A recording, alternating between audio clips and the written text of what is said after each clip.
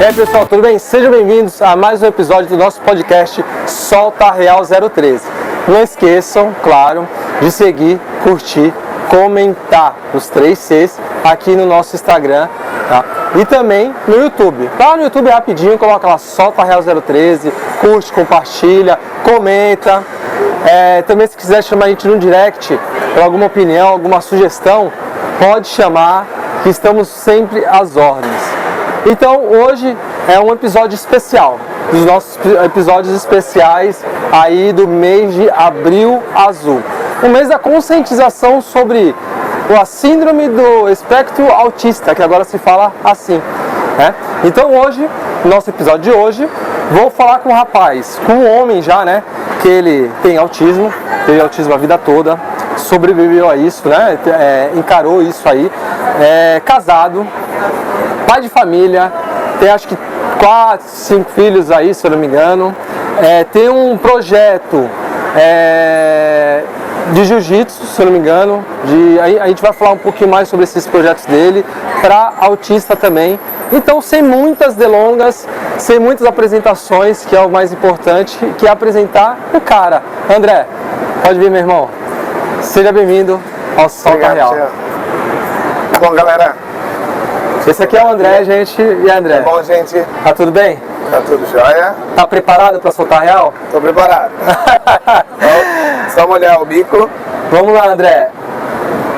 Faça isso com todos os nossos convidados. À vontade. Quem é o André? Cara, o André é um professor de educação física. Não. Pera aí.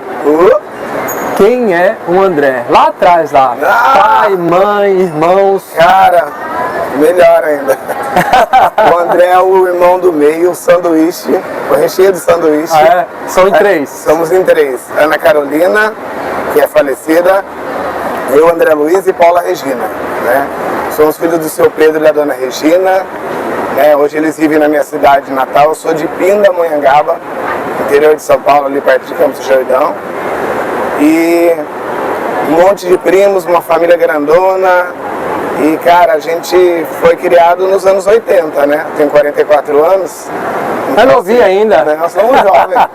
Só que desses 44 anos, muita coisa vivida diferente do que acontece hoje, né?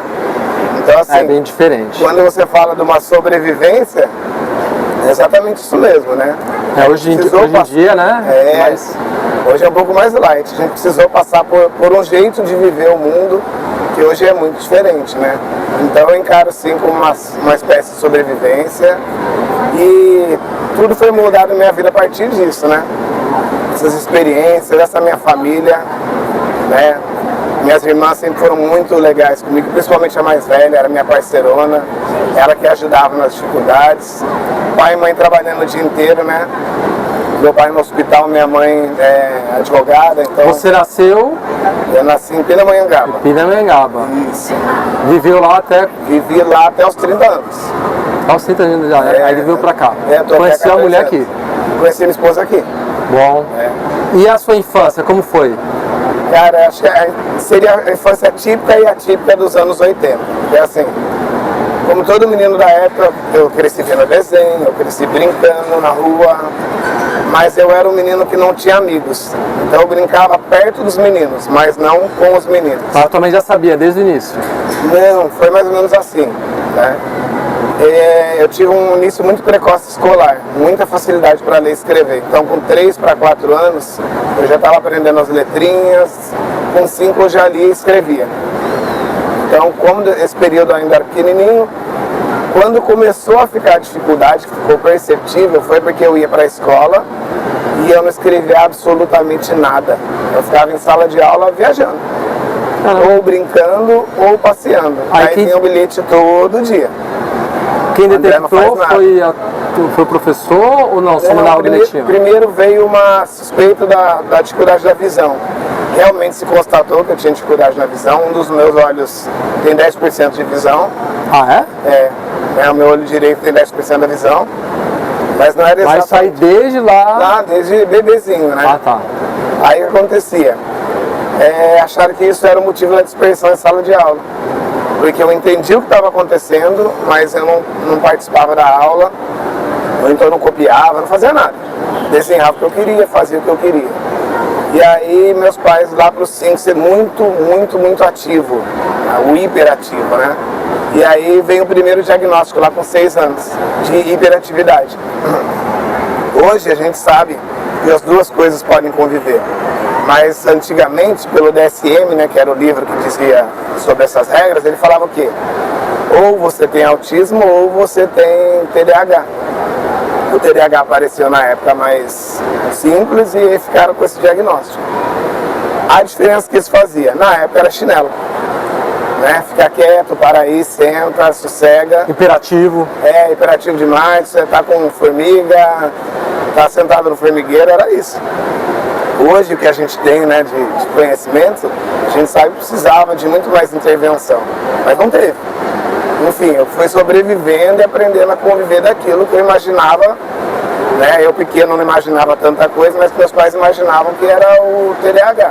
Você tem casos na família? Tem, então, olha que coisa engraçada. A gente fala agora assim, mas numa conversa com meu pai, acho que um mês atrás, ele falou, mas o teu tio frequentou a PAI, seu tio era para frequentar a PAI e a gente não deixou, ele foi falar com 5 anos. Você tem primos com autismo ou deficiência intelectual? A gente nunca tinha prestado atenção, parece que a gente olha tudo meio amplo assim. Quando você começa a prestar atenção, você vê que você não é o único caso. Tem casos. Sim, na minha família. O teu autismo, ele é o quê? Porque tem graus, tem insanidade, tem tudo isso, né? Ele tem nível de suporte, né? Eu preferi ainda a história do grau, porque o nível de suporte é muito relativo. Ah, é? Então assim, eu sou nível 1 de suporte, minha filha Maria, nível 2 de suporte, às vezes transita para o 3, meu filho Davi, nível 1 de suporte. Né? E por que suporte? O nível 1 de suporte é a quantidade de ajuda que você precisa no dia a dia. Por exemplo, você pode precisar de mais ajuda para fazer determinadas atividades. Entendi. No dia a dia, você pode precisar mais ajuda para estudar, ou mais ajuda para fazer uma tarefa da casa. Ou, por exemplo, se eu entrar no banco, eu saio do banco do mesmo jeito. Pega a senha, vai para um lado, poupa tempo. Poupa tempo sozinho, eu fico perdido. Hoje eu não tenho vergonha de falar isso. Eu não dirijo, não aprendi a dirigir. Acho extremamente complexo dirigir ou andar de moto. Sim, entendi. E na tua infância, tuas irmãs não têm? Não. E como que era essa convivência com elas? Na verdade, assim, a minha irmã mais velha, ela tinha esse cuidado comigo, porque onde parecia, que hoje a gente sabe que é o autismo, hipersensibilidade de cheiro. Cara, se a gente estivesse sentado aqui e alguém mexeu no peixe do outro lado do mercado, eu ia sentir o cheiro. Aí eu ia ficar enjoado. Você já sentia? Enjoado o tempo todo. Reclamava de luz, reclamava de barulho, né? Mas principalmente o cheiro. Então às vezes a gente ia a um lugar, o nosso litoral ali de Pindamonhangaba, o mais próximo é Ubatuba, né? Então nós íamos nas férias para Ubatuba, quando a gente descia, o cheiro da maresia e os lugares onde vendia peixe, eu passava muito mal. E aí eu sempre tive seletividade alimentar. Então eu não como frango, eu não como peixe, eu não como alguns alimentos, mas só de olhar para o alimento eu fico enjoado. Caramba. Só de imaginar, se eu falar muito dele, começa a enjoar, uma coisa muito estranha. A sua irmã que está viva é mais nova? Ela é mais nova que eu? Ela mora aqui, mora lá? Ela mora lá. A família toda de lá, então? Minha família toda, só eu vim. Só você mora aqui no Guarujá? Só eu vim pra cá. Entendi. Eita, tocinha chata. E na escola, como que era? A escola é que apareceram as dificuldades. Primeiro, caderno 0, atividade de sala 0. Eu vivia perambulando, ficava andando dentro da sala, eu sentava no primeiro lugar de frente ao professor. Para ficar mastigando o lápis, para ficar brincando com a régua de aviãozinho, para andar pela sala, para sair no corredor e mexer no extintor, para ir no banheiro e ficar lá sentado. Eu só frequentava a escola. O que acontecia? A escola era uma escola particular, eu sempre estudei na rede particular, né? Meus pais podiam dar essa condição na época. E eu ia para a biblioteca da escola. Era meio livre na escola, assim, para você transitar. Acho que o setor de orientação lá deve ter percebido já que era e deixava à vontade. Então na biblioteca eu ficava calmo. Porque eu pegava um livro que eu gostasse, um tema que eu gostasse e ficava lendo esse tema aí. Focava naquela, aí vem um pouco da história do hiperfoco, por exemplo. Fato histórico, história, ciências. É a área que eu gosto muito. Hoje acabou ficando tudo mais voltado para a educação física, para o jiu-jitsu. Mas sempre foi assim, queria saber sobre conflitos no mundo, queria saber sobre como construir pirâmide, coisas assim. Então eu ficava focadaço naquilo. Abri um livro e aí eu passava a manhã lá. Na hora de vir embora, entrava no ônibus, chegava na minha cidade, porque eu estudava numa cidade ao lado. Chegar na minha cidade foi tudo bem. E os amigos em volta, lá no teu bairro, na tua rua? Aí que começam as dificuldades, que a gente não sabia e hoje a gente enxerga. A dificuldade de começar e manter a amizade. Das amizades, tive um amigo da infância, chamado Richard, e aí o pai dele, eu acho que já teve, né, a gente já conversou sobre isso, ele teve essa percepção, e aí me trouxe para o seio da família deles, né? Eles são Te acolheu, né? Eu fui acolhido. Chama família Kolbe. Beijo, tio Toninho. Tio Toninho Kolbe foi um cara maravilhoso na minha vida, um segundo pai. Um cara que percebeu essas dificuldades também, falou, vem cá. Então ele me ensinou a acampar, me ensinou essa parte de sobrevivência. E lá é uma região muito rural, né? Aí vamos pro mato, e vai acampar, e vai andar de bicicleta, e vai passear, e sobe montanha, e nada em cachoeira. Então ele aumentou esse contato com a natureza, porque eu não ficava perto de outros meninos e meninas. Eu não tinha aquele traquejo social. Ele te levava junto com o filho dele não tem nada. Não, o filho dele, eu acho que foi o meu maior suporte, assim, o cara que me ajudou a entender a infância. E quando eu tava com o Richard brincando, era tudo normal. Então eu ficava muito no quintal da minha casa. Na rua, as interações sempre terminavam em briga ou confusão. Porque você sofria... Não, eu tinha uma dificuldade de compreender a brincadeira, o jogo. Você ficava nervoso? Ficava nervoso, eu atrapalhava. Aquela palavra que eu odeio, né, aquela frasinha, o café com leite, eu era café com leite em tudo. Era uma dificuldade muito grande de interagir ou de entender o jogo. Então a gente ia jogar taco. A bola batia lá longe e eu não ia buscar. Ou então eu queria que a bola fosse lá pra fora e deixava a bola aí. E aí a molecada não perdoa, né? Nos anos 80, 90 não tinha. Quem vai perder? Quem quer perder? Ninguém quer perder no jogo de taco. Então assim, o que acontecia é que eu era, entre aspas, colocado de lado, café com leite, não joguei. No futebol assim, também, tudo mesmo. Nem tentei futebol. Eu falo que eu entrei na luta porque se eu chutar com o pé direito, eu acerto meu pé esquerdo. Não dá, não consigo dançar, chama desastria. Eu vou bater a mão a única vez que eu tentei, eu derrubei a mulher e quebrei o dente dele. Tá, entra aí, você não tá fazendo nada. Outra vez eu quebrei a mão. Fica de goleiro. Botei a mão na bola, quebrou minha mão. Caramba! Aí chega de aposenta do futebol, vai fazer luta, vai fazer natação, desastrado pra nadar. Parece só na luta, que é onde de vez em quando trombar nos outros não é um problema, eu dei certo. Deu certo, né? E pai e mãe pra você? Cara, são duas pessoas muito batalhadoras, fizeram muito por mim, ensinaram muito da vida, mas eles têm um jeito muito reservado. Né? Hoje a gente tem contato, a gente conversamos pouco, mas eles são assim, minha base.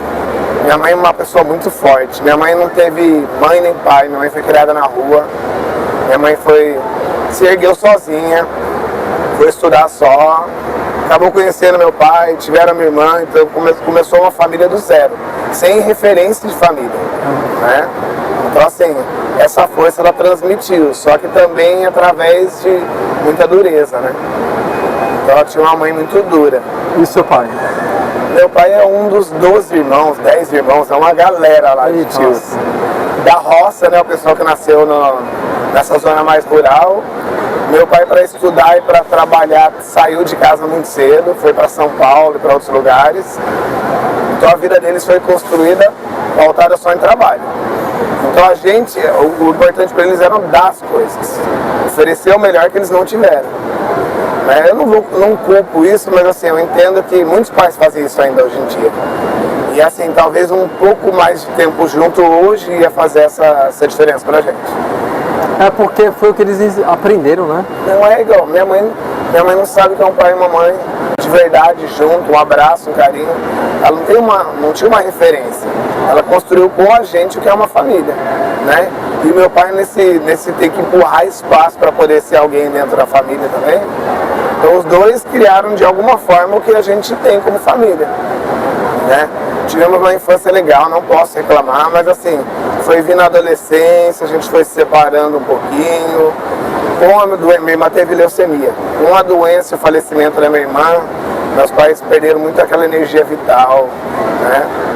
Aí a minha irmã nessa mesma época veio morar aqui em Santos, né? Depois ela retornou para a nossa cidade já grávida do meu sobrinho. E aí a família foi se reconstruindo, se reestruturando. Aí ao mesmo tempo eu vim para cá. Então chegou um filho para outro sair. E qual a ideia de vir para cá, para o Guarujá? Eu era funcionário público, né? Eu era professor. Lá. Isso, lá. E município ou estadual? Estadual. Fiquei 20 anos no estado. E aí eu decidi que eu queria mudar de vida. Tá vendo? Mas antes da gente entrar nesse assunto, já que você falou em servidor, eu posso falar, em servidor público, até para poder as pessoas que estão assistindo a gente seguir como exemplo, né?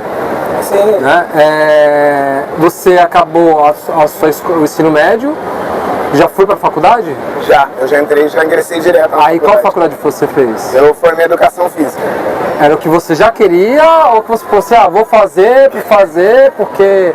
Como foi que uma foi? surpresa para meus pais. Meus pais apostaram em direito, né? A família fez direito, apostaram em medicina, apostaram nessa facilidade, porque assim, eu tive muita dificuldade no ensino fundamental. Cara, no médio eu explodi. Deu muito certo no ensino médio. Mas por que isso? Lembra aquele conteúdo que eu ficava lá na biblioteca lendo? O ensino médio era conteudista. Era conteúdo para passar em vestibular.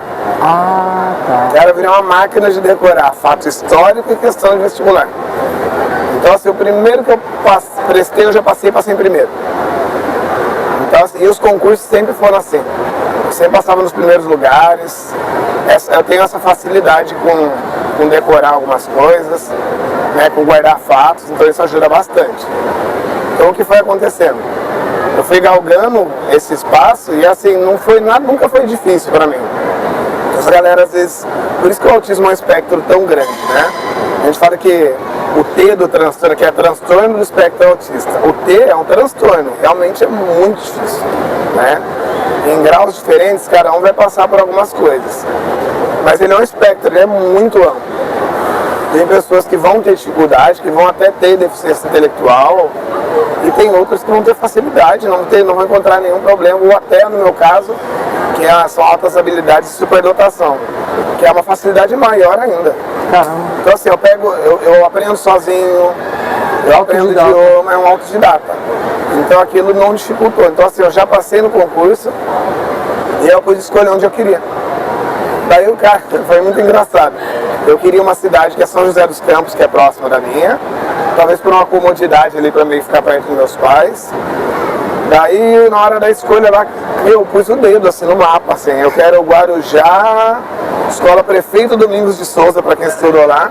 Botei o dedo e, eu vim de Malicuia. 2011 eu cheguei aqui. Sim. Eu não sabia nem onde era a escola. E a faculdade? Como foi a faculdade? Aí entra outra dificuldade. A mesma facilidade que eu tinha para aprender os conteúdos, eu tinha de dificuldade para me relacionar com os colegas. Então, assim, imagina uma turma de 90. E a faculdade é relacionamento, né? Faculdade, então, eu não sabia disso. O que eu achava? Entrava numa sala de aula, olhava um pouquinho do que estava no conteúdo, ia para a biblioteca da faculdade, pegava o material, estudava, ia para minha casa. Nem ficava lá. Às vezes não ficava, às vezes ficava fazendo outra coisa do meu interesse.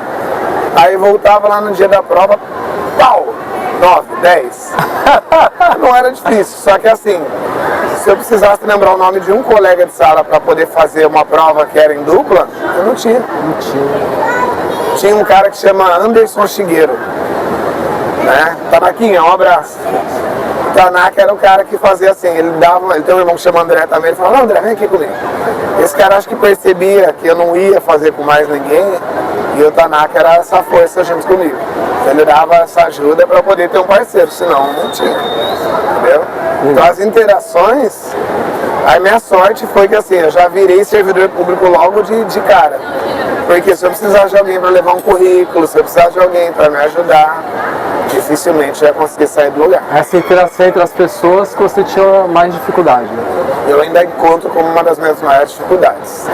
Aqui pode parecer que eu falo fácil, mas de repente eu arrumo um motivo para não falar. Ou então, não, esse copo tem que ficar aqui. Se você mexer no seu copo, a gente vai arrumar um problema. Então, assim, eu tenho uma coisa, e é comum dentro do autismo. Se mantenha falando durante uns, deixa eu ver, uns 30 minutos pelo menos, hein? Rigidez cognitiva, já ouviu falar sobre isso? Não, não. Imagina o seguinte, a gente imagina que esse microfone tem que ficar aqui. Ele não pode se mover daqui. Se você tocar, mexer ou um terremoto balançar o microfone, acabou o meu dia. Então vamos imaginar que você combinou comigo, André, 6 horas da tarde vem pra cá. Daí você cancela, você fala, puxa André, não deu pra vir. Destruiu o meu dia. Eu vou ficar só pensando naquilo, eu não vou conseguir fazer outras coisas, eu vou fazer tudo mal feito. Por que aconteceu, por quê? E aí eu queria usar um tênis, o tênis tá molhado, aí eu queria aquela camiseta que tava no varal, choveu e molhou. Aí eu fui pegar uma coisa e atrasou e demorou. Cara, isso é uma das maiores dificuldades. Aí onde que te afeta? Mudança na rotina. Ah, eu tenho que acordar às 6 da manhã para ir trabalhar. Poxa, aquele dia eu atrasei meia hora. Muito difícil, acabou o dia quando acontece esse tipo de coisa. E como foi, quando você começou a ter um discernimento da vida, receber essa notícia que você realmente tinha autismo, tinha essa dificuldade? Cara, por mais que você sobreviveu, né? A gente fala sobreviver, então. Viveu também, sobreviveu e viveu, mas teve um determinado momento que você falou assim, caramba, eu tenho isso. Então, mas ó, vai levar um minutinho para explicar. Pode, fica à vontade. Imagina que eu passei por... Você tá falando aí, mas eu tô anotando aqui as coisas, viu? Bem. Imagina que eu passei por um monte de diagnósticos diferentes. Fui diagnosticado com depressão, transtorno de ansiedade, né, bipolar, todo tipo de transtorno, e ninguém nunca enxergou quem disparava essas coisas. Então assim, era muito difícil me manter calmo e bem, porque nesse período que aconteceu lá na adolescência, eu descobri que tinha uma coisa que me deixava igualzinho a todo mundo, o álcool. Então é uma coisa que é legal falar, principalmente para os pais, que são pais e adolescentes de nível 1 de suporte.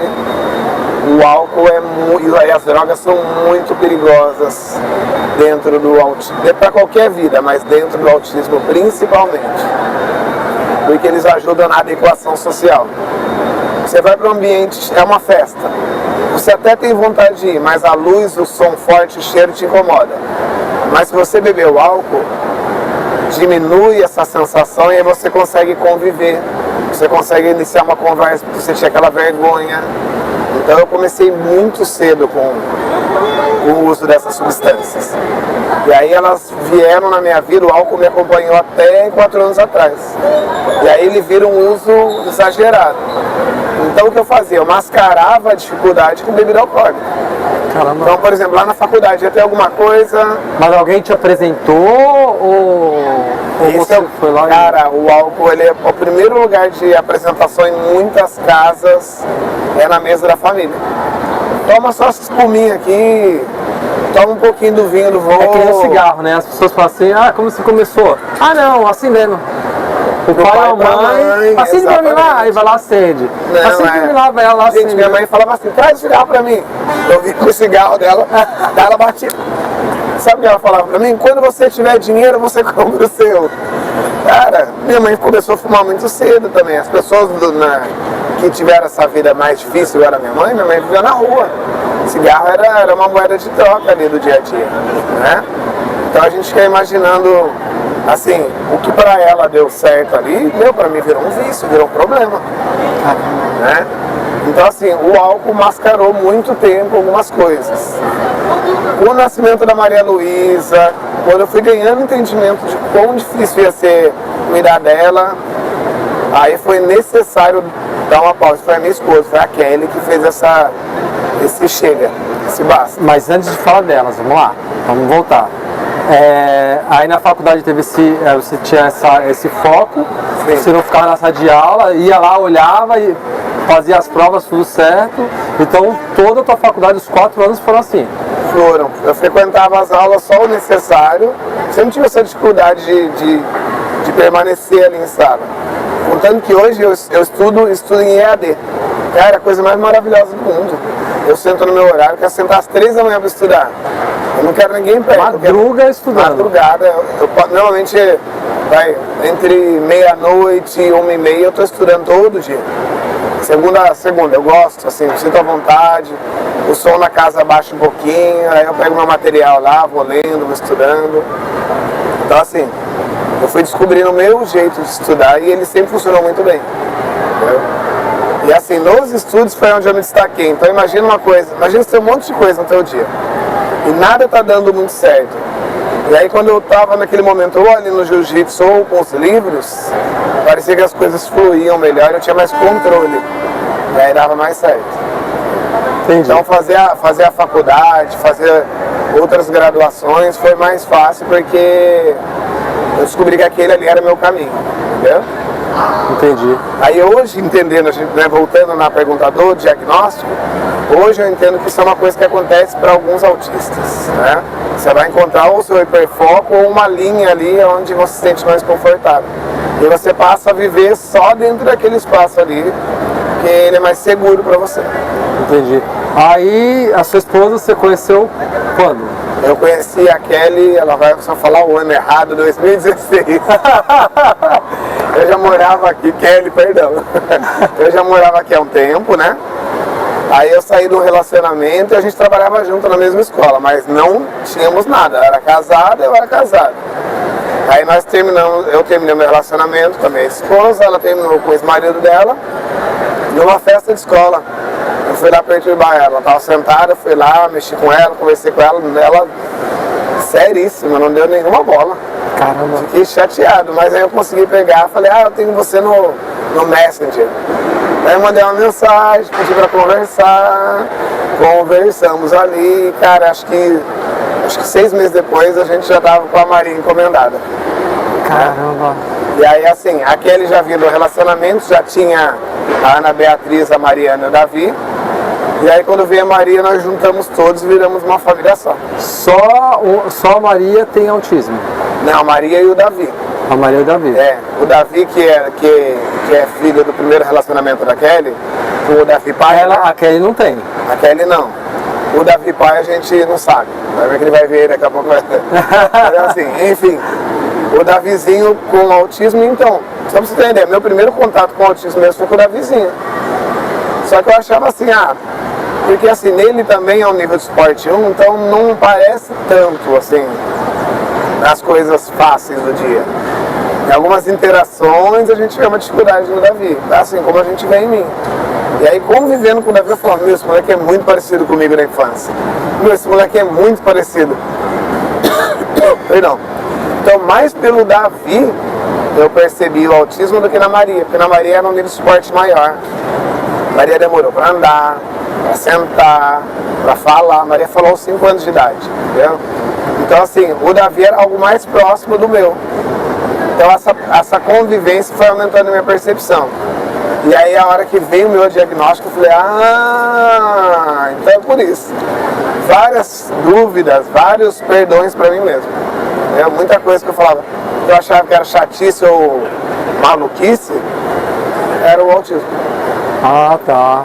Aí agora você tem que lidar com você e com seus filhos aí com a situação, né? Então, mas isso facilitou. Porque você já passou. Então, mas assim, hoje eu sei o porquê que aquilo acontece. Porque antes eu ficava encucado. Imagina o seguinte, a gente está aqui, aí eu estou ouvindo um barulhinho que é de um ventilador que está dentro de uma das lojas. E ele está me incomodando, eu não sei dizer o que é o barulho. E aí eu fico, caramba, esse barulho. Hoje eu sei que o autismo é uma das coisas que acontece no autismo. Mas antes eu achava, eu tô ouvindo um barulho que não existe. Será que eu tô ficando louco? Eu tinha um pouco disso, assim. Então hoje é mais fácil eu perceber coisas que são do autismo. Ou então, por exemplo, o que eu falei da rigidez. Eu não quero mudar uma ideia, Mas será que é eu que não quero mudar uma ideia ou é a resistência para mudar de ideia? Então essa percepção ajuda também a eu me regular. E o projeto? Por que veio o projeto? Cara, ele começou assim. Logo que eu vim morar pra cá, eu já conheci o pessoal do projeto social, que era na Shekinah, que era uma igreja lá no Jardim Las Palmas. Então 3 anos atrás eu me juntei com o pessoal de lá, e eu já vim do jiu-jitsu, eu já era faixa marrom, e comecei a treinar nesse lugar. Foi o lugar onde eu recebi a faixa preta, tenho muita gratidão pela galera de lá. E lá a gente trabalhava com turmas enormes, muita criança, muito adolescente e adulto. Foi assim de 300 pessoas no mês. E aí a gente trabalhava lá, e aí a gente decidiu sair, eu e mais alguns colegas, né, nós somos em 7, decidimos que nós queríamos montar com a nossa cara. Aí a gente montou a New Start, que ela existe hoje, fica no Esporte Clube Santa Rosa, né? Hoje Pra quem quiser conhecer. Quem quiser conhecer, tio Alex, professor Alex, que hoje coordena lá. E aí a gente fundou a New Start 3 anos atrás. E por que a fundação da New Start?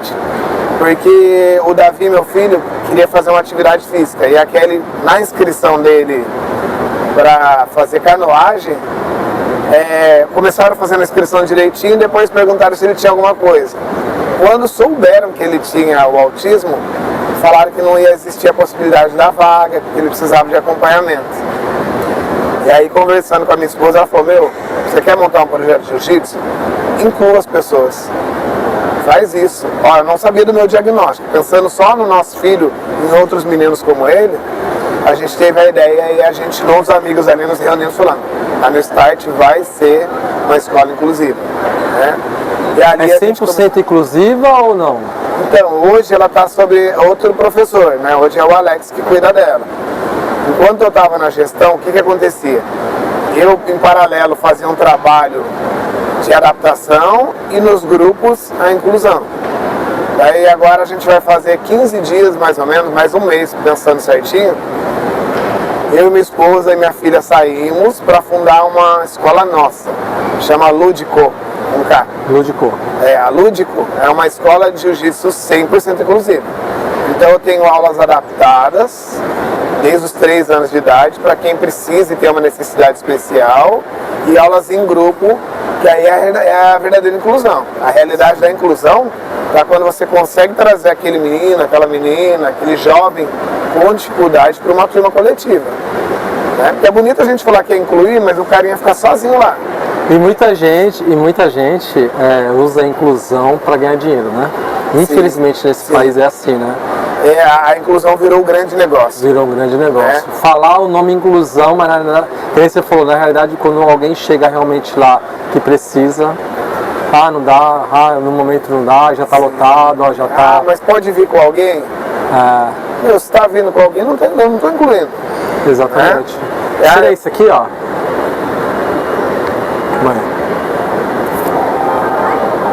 Mãe. Dá uma olhada aí. Caraca. Cara, não posso chorar não. São meus amores, cara.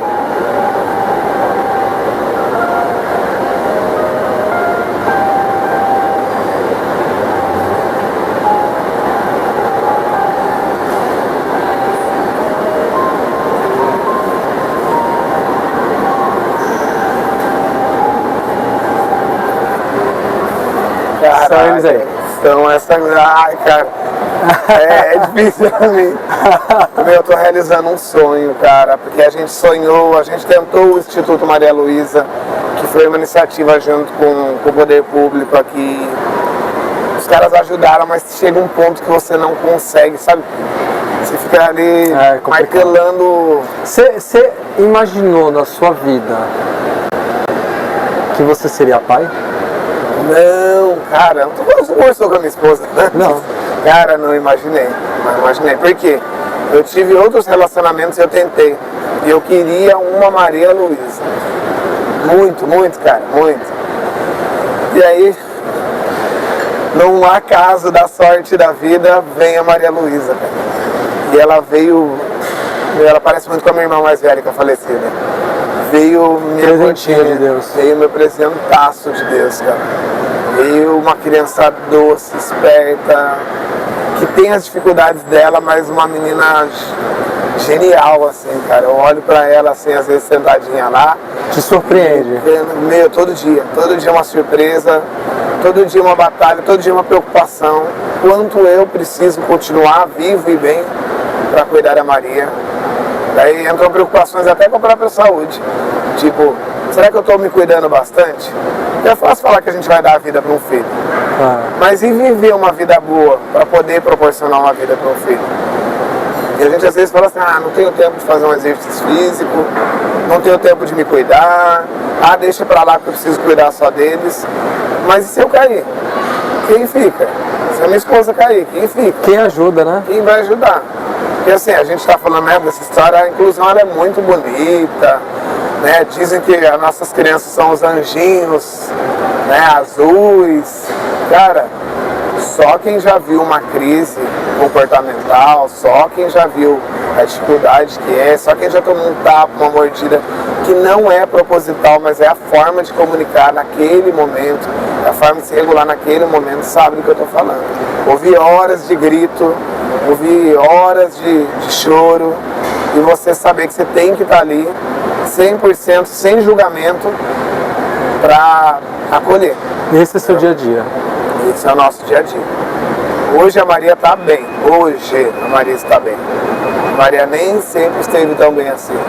Hoje o Davi está ótimo. Quantos anos eles têm? O Davi está com 14, faz 15 e a Maria fez 7. Né? Mas a Mariazinha menor, o ano passado. A Maria veio para uma das escolas da rede pública, não se adaptou, aí ela começou a entrar em crises frequentes, cara. Imagina você acordar de manhã com ela berrando, porque não queria tomar banho. Passando mal, caindo, chegando a faltar ar, que parece que vai desmaiar. Se batendo nas coisas, trombando. Passando horas falando que estava triste, chorando. Deu pouquíssimo que a minha filha falava, hoje ela fala bem mais. Ela só falava sobre choro. E aí você tá ali junto, abraçar, cuidar, não deixar se machucar e pensar, meu Deus, que hora isso aqui vai passar?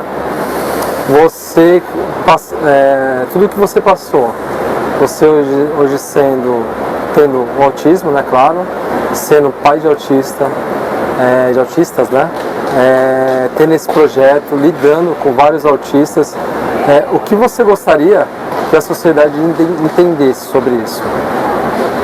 Porque você tem uma visão de tudo, né? Você viveu numa época que não tinha tanta informação assim, né? Você está numa época que tem muita informação, você tem os teus filhos, e você lida com as crianças também. Você quer fazer inclusão não somente para os teus filhos, mas para filhos dos outros, né?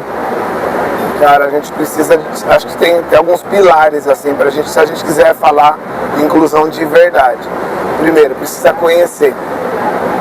Precisa procurar ler, precisa procurar saber. O transtorno do espectro autista, ele é genético, precisa saber que ele não é uma doença, precisa saber que ele pode estar na sua família e ainda não aconteceu. Então tem coisas que podem acontecer. Ele não vai ser uma vacina, ele não vão ser vermes, ele não vão ser germes, não vai ser uma batida na cabeça, nada disso, porque as pessoas ficam tentando teorias, não é o leite, não é o pão, não é o glúten. Precisa conhecer mesmo, precisa entender que ali não tem nada espiritual, porque as pessoas propagam muitas coisas. Antigamente falava que era muito espiritual, né? Hoje ainda tem gente que fala, meu, a gente está em 2025. Meu Deus. Né? E assim, a gente criança espiritada? Não era. Criança espiritada? Já puxava um para tirar esse negócio da criança. E assim, muitos sofreram por isso, muitos não chegaram à vida adulta por isso. Então precisa conhecer, entender o que é, precisa acolher essas famílias, são famílias que lutam todo dia. Tem gente que não dorme, tem gente que dorme trocado, o marido dorme numa noite para a mulher dormir no outra. Né? Não é uma coisa que se cura, ele vai ser para a vida inteira, então os anjinhos azuis crescerão e um dia podem estar sentados aqui com você e com outras pessoas contando como foi a experiência, mas para isso a sociedade precisa aceitar que somos diferentes. Às vezes o que acontece, a gente vê até os próprios pais na tentativa de ajudar, ficam tentando modelar, moldar uma caixinha onde a criança tem que caber, onde o adolescente ou o adulto tem que caber. Cara, o espectro ele não cabe numa caixa. Ele não cabe numa caixa. Tem que ser praticamente que nem você foi, né? Livre, né? Precisa ter uma liberdade, mas ela precisa ser assistida. Ela precisa alguém olhando e compreendendo o que está acontecendo ali, né? Porque, assim, eu sou um sortudo. Porque o problema com o álcool, com outras substâncias, podia ter acabado com a minha vida de uma vez. Quantos acabam? Quantos talvez a gente nem sabe que tinham o transtorno do espectro autista, mas embarcaram nas drogas, no álcool, ou então perderam a vida através, né, de tirar a própria vida. Então a gente toma muito cuidado e a gente precisa vigiar também uma parte da vida muito importante que é a adolescência. Imagina tudo que acontece na adolescência somado ao autismo. Imagina uma infância incompreendida somada a uma família que não consegue ajudar. Não falo nem por recurso financeiro, mas porque não compreende o que está vivendo ali. E isso acontece muito. Às vezes são dicas, parece bobagem, gente, parece bobagem. Tem coisas que assim, que você olha e fala, pai, mãe, mas tenta não gritar com ele, não bate não. Se você bater ele não vai compreender, mas o adulto por não conseguir fazer do jeito que ele quer, ele no desespero bate, ele acha que aquilo vai mudar. Vai ajudar. Sim. Você já sofreu algum tipo de preconceito? Eu acho que eu sofria mais quando eu não entendi o que eu tinha. Você com você mesmo? Não, as pessoas, porque assim, é o cara esquisito. Ah, tá. Quando você não tem um diagnóstico, não é preciso... Mas teve algum momento impactante que você falou assim, caraca? Alguns. Eu consigo enumerar, por exemplo, dando aula, sala de aula, aquela barulheira, eu vou lá e dou um soco no armário porque eu quero que parem de fazer barulho. Pau! Pronto. Fui provar a fama do professor loucão. O cara... Mas rapidinho pararam. Não, pararam, mas aí você não, né? Eu não, que daí foi muito engraçado porque assim, uma vez eu derrubei uma cadeira em sala. Pau! Eu falei, ei, vamos deixar falar? Aí no outro dia alguém falou, nossa, ele jogou a cadeira. Daí no outro dia, nossa, ele jogou a cadeira e acertou um menino. Eita. No outro dia, sabia que ele já matou um. Então assim, começa... Aquele telefone sem fio que a gente brincava de... quando era criança. Isso, é telefone fala sem no fio. ouvido, fala no outro, quando você vê o último lá, não tem nada. Já tinha gente entrando em sala e abaixando a cabeça. Falei, mas esse cara vai me pegar pelo pescoço. Entendeu? Aí, isso beneficia em alguns momentos o professor. Não dá pra mentir, né? Em alguns momentos você fala assim, pô, isso aí me ajudou. Por quê? Você não tem que ficar coibindo aquela molecada, mas em outros momentos é muito difícil. Colegas de trabalho, eu devo ter dezenas que não gostavam nem um pouco de trabalhar comigo. Imagina você estar em sala de aula e vem aquela mocinha lá da escola de inglês. Bate na porta e fala, posso vir falar um recado? Eu empurrava a porta na mulher. Ela, não, na minha sala não. Vai pra fora. Ou então fala, pode ficar com a turma toda, eu não vou voltar. Então esse tipo de situação da rigidez cognitiva, eu não percebi o que era aquilo. Pra mim, tá bom, se eu sou louco então. Você começa a assumir e aí você começa também a exagerar. Você começa a assumir características que não são suas, mas acabem ali no pacote. Entendeu? Esse é um perigo. Hoje você leciona ainda? Ou não mais? Hoje só na minha escola.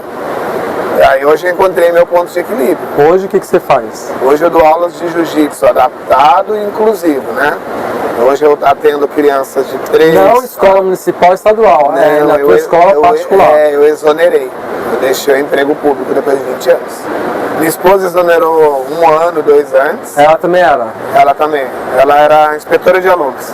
Agora vocês dois estão juntos nessa escola. Hoje está no nosso Onde empreendimento. Para quem quiser. Fica no bairro de Santa Rosa, na João Maria Júnior. É só inclusão ou geral? Geral. Ela é uma escola geral, mas a ideia é assim. A ideia da inclusão é exatamente essa. Ela tem turmas gerais, onde meninos e meninas típicos e atípicos estão juntos na turma. E para aqueles que têm uma necessidade de adaptação, a gente tem outros horários onde eles são atendidos. Então, por exemplo, a criança ainda não consegue entender comandos. Ela não consegue brincar funcional com outros colegas. Não consegue entender ou se ajustar a regras. Ela vem para um horário 1 a 1. Aí a gente vai trabalhando essas barreiras de comportamento, ensina para que a gente possa trazer para o grupo grande e ela aproveitar a aula. Porque é muito fácil a gente falar que é inclusão, 30 crianças lá na quadra da escola, como acontecia muito, uma lá no cantão, não fazendo nada ou correndo sozinha, e aí a gente fala, foi inclusiva a aula, porque o Joãozinho estava lá, mas estava na quadra também. Acontece muito, né? Acontece muito. Eu já vi na escola da minha filha, em outras escolas. É assim, mas é culpa do profissional? Em parte sim. Que ele precisa, hoje ele precisa ter esse conhecimento, né? Hoje eu me deparei com uma notícia de uma professora que sentou no menino para segurá-lo. Ela sentou em cima do menino. O menino estava em crise, ela subiu nele. É um adulto em cima da criança. Entendeu? Mas por quê? Porque é despreparo. Na faculdade ninguém diz. Olha, mas o ideal é fazer o quê quando está no surto? Quando a gente tem uma desregulação, quando a gente está num problema comportamental, existem técnicas de desaceleração. Você consegue ir voltando a calma. E nenhuma delas envolve o que a gente chama de contenção. Você não pode torcer, apertar, empurrar com o chão, agarrar, pegar com mata-leão, torcer braço. Só piora. Só vai piorar. Imagina alguém que está incomodado, ficando mais incomodado. Como que ele vai se acalmar? Como que ele vai melhorar? E ficar falando na cabeça. Agora calma. Para. Então assim... É a mesma coisa do que falar pra mãe calma, né? Calma, mãe.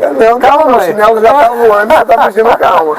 Então assim, você não vai frear aquilo. Então assim, existem técnicas para desacelerar, existem formas de proteger a pessoa que está em crise. Perdão. Isso vai evitar que ela se machuque, que ela machuque outras pessoas, que ela destrua patrimônio. Precisa pensar que assim, a gente vai aprender a como lidar com aquilo e ensinar aquela pessoa como ela vai lidar com aquela frustração, com aquela sensação. Então existem são protocolos profissionais de gerenciamento de crise, né? Existem algumas, não vou falar marcas, né? Algumas empresas que dão esse treinamento. Só que assim, quando eu fui fazer um desses treinamentos, tinha eu e mais um professor de educação física, achei legal. Mas esse outro professor já trabalha numa clínica especializada, ele não está em quadra em sala de aula, porque são treinamentos muito caros. Estão na faixa aí dos 3, 5 mil reais. Todo ano tem que fazer de novo, que a gente chama de recertificação, para poder estar de acordo com as técnicas mais novas. Então o pessoal fala, eu não vou investir 5 mil. As pessoas não acham que é investir, elas acham que é gastar. Sim. E aí de repente passou essa semana na TV um cara que deu um golpe no menino para derrubar o menino. Caramba. E ele podia ter machucado, assim, matado o menino. O advogado vai ser mais caro. Oi? O advogado vai ser mais caro. Assim, você está destruindo uma vida. Porque você... Fora o trauma, fora... você não se regula, não consegue ajudar uma criança, machuca essa criança. Então assim, a gente sente muita falta e fica com muito medo dos profissionais, e aí, entre aspas, que estão nas salas de aula, nas escolas, nos clubes, nas academias, num espaço igual esse aqui. Será que tem alguém treinado para num momento desse ajudar? Né? Então a gente fica pensando assim, por que não existem programas para ajudar, para ensinar, valorizando o professor que faz esse curso, o professor que busca conhecimento, né? A gente precisa, para ter uma sociedade inclusiva, a gente precisa de ferramenta para a inclusão. Bom, o que te motiva a permanecer com esse projeto? Cara, são meus filhos, são a minha história e assim, todo dia eu conheço um amiguinho novo lá na Lúdico, todo dia eu conheço pais novos e eu vejo que essa luta ainda vai levar muitos anos. A gente precisa trabalhar muito para que o transtorno do espectro autista seja entendido, para que as pessoas consigam aprender a conviver com ele, aprender a respeitar. Então, assim, eu vejo uma luta que eu ainda preciso viver muitos anos, ensinar outras pessoas, ensinar outras famílias, para que eles possam dar continuidade a isso. Saber que no dia a dia eu preciso estar ali para que incentive outros a estarem também. Você pensa em expandir esse seu projeto? Sim, Sim, a ideia é, quero um dia poder capacitar outros profissionais, né?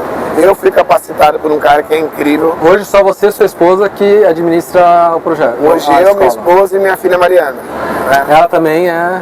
Ela é minha instrutora comigo. A Mariana é a minha filha do meio. Quais as faixas dela? A tua é preta? Eu sou preta, ela é faixa roxa. A sua filha? É. E a sua esposa? Minha esposa é faixa branca, mas é faixa preta em casa, quem manda ela. Sempre. Então, a minha outra filha, Ana Beatriz, é faixa azul. Meu filho Davi é faixa laranja, não quis mais fazer jiu-jitsu, mas tá vivendo cada um tem o seu, né? Da adolescência. E a minha netinha Suzana é minha embaixadora lá. A sua netinha é filha da tua filha? Da minha filha Ana Beatriz. Quantos anos tem sua filha? A Ana tem 23. Ela não tem nada, a Ana não tá dentro do transtorno. Aí tem a Suzana, que é uma criança típica, a menina mais engraçada do planeta, uma miniatura vestidinha de kimoninho rosa lá, ajudando a dar aula. Bom, e qual conselho você daria para aquela pessoa que descobriu que tem autismo, né? Ou aquela pessoa que no fundo sabe, mas não quer admitir que tem? Aceitação e terapia. É necessário. Você vai se rever em momentos, você vai se perdoar. Muitas pessoas não se aceitam. Você vai se conhecer, mas tem muitas pessoas que não se aceitam e não aceitam o que o filho tem. Fica, não tem nada. Isso aí vai passar, gente. Não vai passar. Pode piorar, porque existem as comorbidades. Imagina você não se compreender e gerar uma depressão em você. Imagina você não se compreender e gerar isolamento social. Então, assim, precisa de aceitação. Precisa entender que somos sim diferentes. A gente inventou um discurso social que todo mundo é igual. Nós não somos iguais. Não precisa ser igual para estar bem. Você pode ser diferente e viver bem. Mas você só consegue isso se você se aceitar e aceitar como as coisas são. Mas aceitar para gerar uma mudança. Aceitar para buscar melhorar. Né? A gente não vai erradicar, a gente não vai mudar quem você é. Mas você vai precisar lidar com quem você é e como o mundo é. Uma palavra que você falou agora, uma frase que você falou agora é muito importante. Tem projetos que falam, né? Todos somos iguais, realmente. A gente não precisa ser todo mundo igual. Até melhor que as pessoas não sejam iguais. Sim. Né? Porém, que nem você falou, as pessoas têm que se aceitar. Eu acho que essa palavra deveria mudar, né? Sim, que nem o pessoal coloca aí projeto, né? Todos nós somos iguais, até o governo, né? Sim. Todos somos iguais, realmente. A gente não parte dos mesmos pontos de partida, a gente não tem as mesmas histórias, a gente não tem o mesmo tamanho, o mesmo peso. Abrir minha mente, não legal, pensa do mesmo jeito. Por que a gente precisa fazer a mesma coisa? Não precisa também cada um estar fazendo uma coisa ao mesmo tempo, mas cada um vai fazer do seu jeito aquela determinada coisa. Vamos dizer que a gente precisa descer lá, buscar alguma coisa e voltar. Tem gente que vai descer pela escada, tem gente que vai pelo elevador, tem gente que vai usar aquele corrimão do bombeiro. São formas diferentes de fazer a mesma coisa. Então a gente criou uma sociedade, um mundo que precisa aceitar que só tem um jeito de fazer. Não existe só um jeito de viver, fazer, amar, ser amigo, conhecer. O autismo faz esse convite para você se rever como ser humano, ver as outras pessoas a partir do que elas têm de potencial. Muita gente pensa no autismo, uma pior parte dele. O que está faltando? Qual a deficiência? Onde está o déficit? Mas às vezes não explora a potencialidade. O que ele pode fazer? No que ele pode ser incrível? No que ele pode ser uma pessoa boa? Então assim, a gente tem essa chance, o autismo convida a isso mesmo. Você vai ter que olhar teu filho e falar, dentro dessa criança que às vezes não fala, existe um ser humano que ama. Dentro dessa criança, desse adolescente quietinho ali no canto, não é o mundo dele, é como ele interpreta o mundo. Esse discurso isola. Ele está ali no mundo dele, deixa ele. Não, gente, se isola. Precisa pensar assim, o que eu posso fazer para conseguir atrair a atenção? O que eu posso fazer para estar junto? Né? Precisa pensar mais sobre isso, enquanto sociedade. Que bom. E as crianças?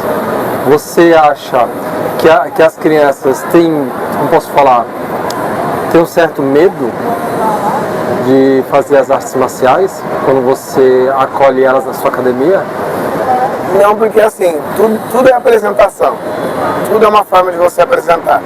Vamos imaginar que você... Eu falo para luta, né? É luta e tal. Então, mas assim, se você apresentar a luta como luta, talvez adultos não façam. Adultos típicos vão falar, não, vou fazer esse negócio aí não. Você estranha, agarrado, pulando, apertando, torcendo o pescoço do outro.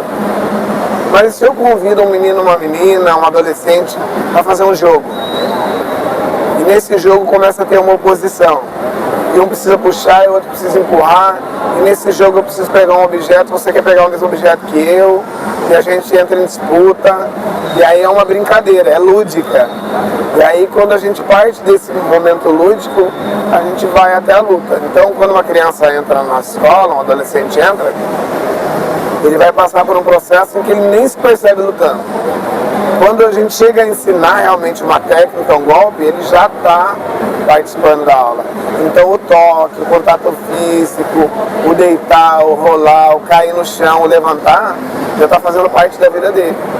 Porque imagina assim, o jiu-jitsu é como se ele fosse outro país. Você pisou no tatame, você está num idioma diferente, você está numa cultura diferente, você está em hábitos diferentes. Se eles forem, era como se jogasse a gente agora na Rússia, soltasse na rua, você vai ter que se virar ali. Isso é ruim para qualquer pessoa. Então o que a gente faz? A gente vai fazendo a pessoa visitar esse lugar. Então ela visita o que é a luta. Um dia um pouquinho, outro dia um pouquinho. Na primeira aula não vai sair com um golpe pronto, mas na primeira aula ele vai sair pedindo para voltar na segunda. E assim, deu certo até com adultos. O cara fala assim, caramba, hoje eu aprendi a rolar, hoje eu aprendi a como é que anda. Cara, foi feito para ser feliz, foi feito para potencializar a energia da gente, né? A luta é quase uma desculpa, quase um pretexto para a gente estar junto. O ser humano parou de se tocar. As pessoas não se olham, as pessoas não se abraçam, elas não sentam para dividir uma história, elas se polarizaram. Você dá a sua opinião, eu dou a minha, nós não chegamos num acordo. E pronto, é isso aí. A gente usa o telefone para se xingar porque tem distância. Pegue duas pessoas que estão tendo um problema e coloca as duas sentadas no mesmo lugar, para baixar o nível. Pegue dois adultos que estão brigando por política. Fala assim, ó, segura nele, ele segura em você. Não estou falando de violência não, você vai empurrar, ele vai empurrar. Alguém vai falar, não, mas é melhor não empurrar, né? Vamos tentar chegar num acordo aqui.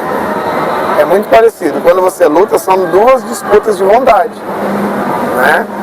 E aí a gente precisa chegar no consenso até onde está legal para os dois. Então a luta faz realmente esse convite. A gente começar a olhar o outro. A gente, como sociedade, a gente parou de olhar o outro. Aí de repente você olha um cara e fala assim,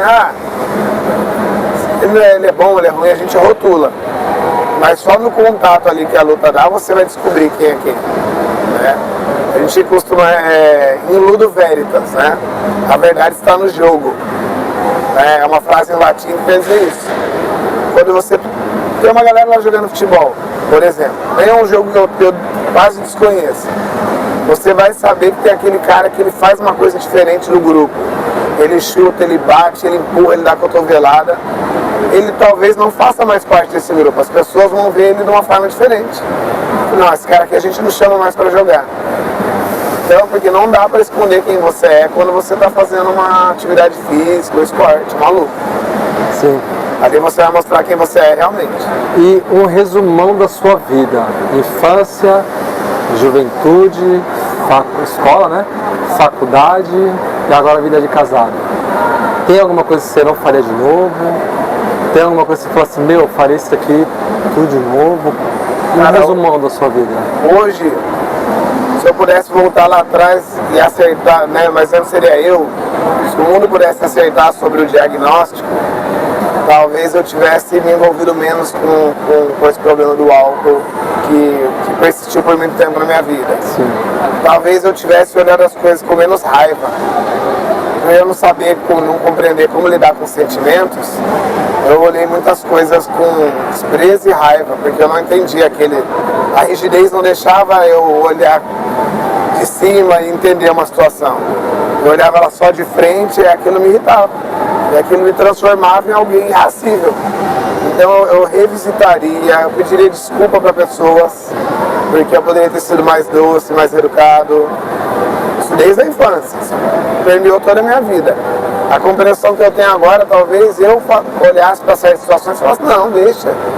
Não vale o esforço, não vale a briga, não vale me desgastar com outras pessoas.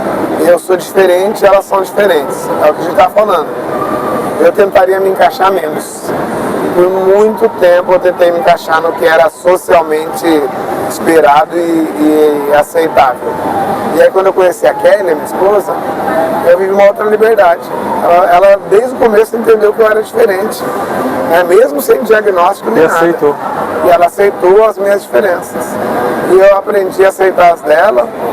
E assim, você começa a entender que é realmente isso. Quando a gente aceita que a gente é diferente, a gente vive melhor. Flui, né? A vida flui. É isso. Né? André, muito obrigado pelo nosso bate-papo, meu irmão. Tá? Nosso abril azul.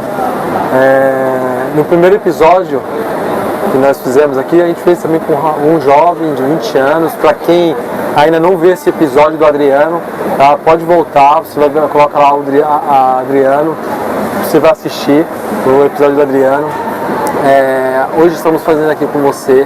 Muito obrigado por trazer um pouco mais de conhecimento. A ideia é essa, é trazer um pouco de conhecimento, é mostrar que realmente quem tem autismo não precisa ficar se vitimizando, eu vou ficar em casa, aí tenho isso, ficar tomando só remédios. Sim. Porque tem gente que a depressão fica tomando só remédio, acha que não pode fazer nada, se vitimiza e infelizmente, né, não vive. Como você é professor de jiu-jitsu. Eu comecei jiu-jitsu em 2004, eu ainda continuo faixa branca. E você é preta, tá entendendo o que eu tô falando? Cada um tem sua imitação. Eu tenho as minhas, você tem as suas, mas eu vou roubar a palavra que você falou. Não devemos ser iguais, devemos ser diferentes e aceitar as pessoas com a diferença dela. Isso aí. Né? Muito obrigado pela sua participação.